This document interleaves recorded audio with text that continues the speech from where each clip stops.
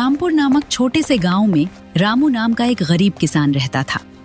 उसकी जिंदगी सादगी और मेहनत से भरी हुई थी।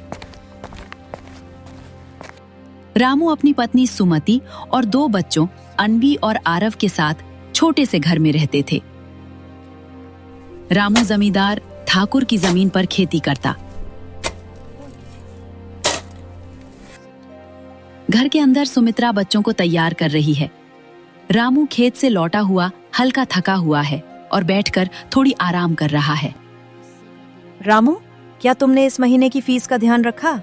अनवी और आरव के स्कूल के पैसे जमा करने होंगे। हाँ, सोच रहा हूँ। खेत की फसल अभी पूरी नहीं हुई और ठाकुर और बलराम हमेशा हमारे हिस्से की फसल कम कर देते हैं। पैसे की कमी तो हर बार परेशान करती है। रामू, मैं जानती हूँ कि तुम मेहनत करते हो, लेकिन बच्चों की पढ़ाई रुकना नहीं चाहिए। उनकी फीस और किताबों का इंतजाम समय पर होना चाहिए। सोच रहा हूँ कि बची हुई फसल का कुछ हिस्सा बेचकर पैसे जुटा लूं। कभी कभी लगता है कि हम जितनी मेहनत करते हैं उतना ही कम मिलता है। हमें हार नहीं माननी चाहिए। बच्चों की पढ़ाई सबसे बड़ी दौलत है। तुम्हारी मेहनत और ईमानदारी से ही हम इसे संभाल सकते हैं। तुम सही कह रही हो। मेहनत और ईमानदारी ही हमारे बच्चों का भविष्य सुरक्षित कर सकती है। मैं आज ही ठाकुर से मिलने जाऊंगा, फसल का हिसाब सही करवाने। रामू, मैं तुम्हारे साथ हूँ। चाहे कितनी भी मुश्किलें आए, हम साथ हैं। बच्चों की पढ़ाई और हमारा घर सब तुम्हारी मेहनत से चलता है। सुमित्रा, तुम्हारा साथ ही मेरी ताकत है। आज से कोई भी कठिनाई हमें रोक नहीं सकती। हम खेती भी संभालेंगे और बच्चों की पढ़ाई भी।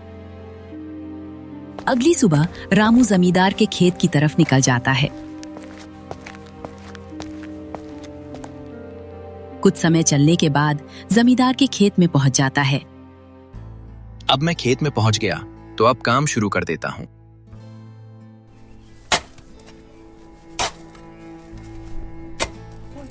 रामू खेत में काम कर रहा था। तभी ठाकुर और उसका नौकर बलराम खेत की तरफ आते हैं।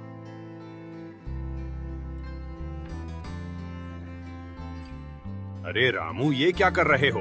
पिछली बार की फसल का अभी तक हिसाब नहीं किया। सोच रहा हूँ इस बार भी कुछ हिस्सा अपने हिसाब से रख देता हूँ। ठाकुर साहब सही कह रहे हैं। ये गरीब किसान हमारी मेहनत का फल खुद उठाकर खा जाता है। ठाकुर जी, ये फसल हमारा मेहनत का फल है। मैंने पिछले बंटवारे का हिसाब रखा है और मेरे हिस्से का पूरा हक चाहिए। कोई छोटा मोटा हिस्सा बिना वजह काटना ठीक नहीं है। अरे रामू, समझ नहीं आता क्या? ये जमीन मेरी है और मैं ही तय करता हूँ कि फसल का कितना हिस्सा तुम्हें मिलेगा। जमींदारी और जमीन अलग बात है। मेहनत करने वाला ही हकदार है। मैं अपनी मेहनत का पूरा हिस्सा बिना लड़ाई लिए नहीं छोड़ूंगा। मैं जानता हूँ, पर मेहनत और ईमानदारी का कोई दबाव नहीं रोक सकता। इस फसल का हिस्सा सिर्फ मेहनत करने वाले का होगा। देखो ठाकुर साहब, ये तो सख्त हो गया। शायद इस बार इसे दबाना मुश्किल होगा। ठीक है रामू, फसल का हिसाब तुम्हारे हिसाब से रखो, पर याद रखना, ये जमीन मेरी है। कोई और गलती हुई तो परिणाम तुम्हारे लिए गंभीर होंगे। ठाकुर और बलराम चले जाते हैं। रामू काम करने लग जाता है।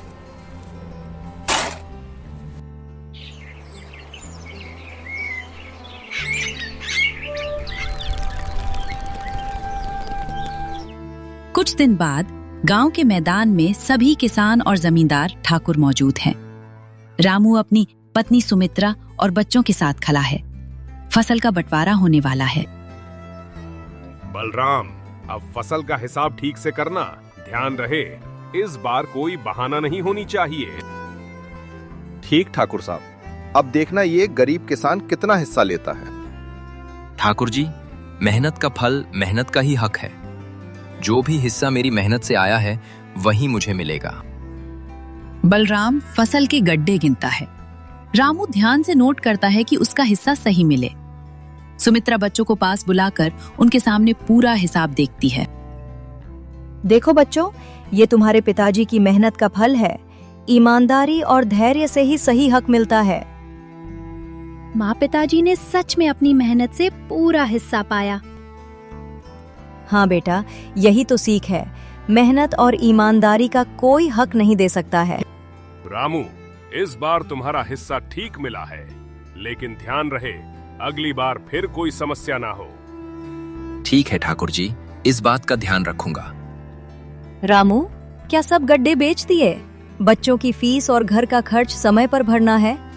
हाँ, सुमित्रा ठाकुर और बलराम की चालबाजियों के बाद भी मैंने अपना पूरा हिस्सा सही से रखा है। अब कोई हमारी मेहनत नहीं छीन पाएगा। पिताजी, क्या आप इसी फसल से हमारी फीस देंगे? हाँ बेटा, ये पैसे तुम्हारे स्कूल के फीस के लिए हैं। तुम्हारे भविष्य के लिए ये जरूरी है। रामू, तुम्हारी मेहनत और ईमानदारी ने हमें ये मौका दिया कि बच्चों की पढ़ाई और घर का खर्च सही तरीके से संभाल सकें। अब हमें डरने की जरूरत नहीं। देहात में आते ही सुमित्रा बच्चों की किताबें और फीस का हिसाब रखती। अब बच्चों की पढ़ाई और घर खर्च के लिए पैसे बच जाएंगे। सुमित्रा, यही तो जिंदगी की लड़ाई है। कठिनाइयां आती रहेंगी।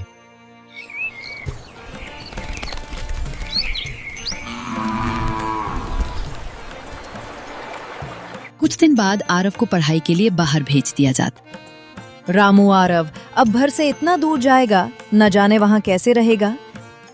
सुमित्रा बेटा बड़ा हुआ है, मेहनत से पढ़ेगा तो उसका भविष्य बनेगा। मैं तो यही चाहता हूँ कि हमारे बच्चों को वो जिंदगी मिले जो हमें कभी नहीं मिली। आरव किराए के छोटे कमरे में पहुंचता है।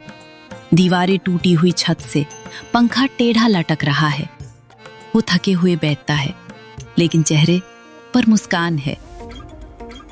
कुछ समय बाद कमरे के मालिक आते।